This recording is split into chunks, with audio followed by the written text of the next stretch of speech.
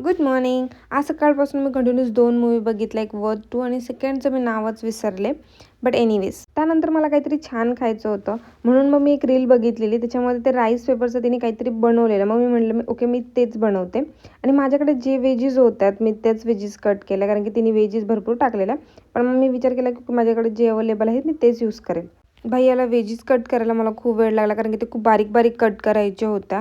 आणि त्यानंतर मग मी सारण रेडी करायला घेतलं. सगळं व्हेजीस फ्राय केला आणि लास्टला मी त्यामध्ये पनीर टाकलेलं आणि लास्टला मी चेक करत होते की ओके त्याला नमक वगैरे व्यवस्थित लागलं आहे का. पण व्यवस्थित झालेलं सारण ॲक्च्युली टेस्टी झालेलं. त्यानंतर मग मी फिलिंग वगैरे करायला चालू केलं आणि ते खूप भारी दिसत होतं मला. आणि ते 4 झालेत. मला असं वाटलं की ते 2 किंवा 3च होतील पण ते 4 झालेत.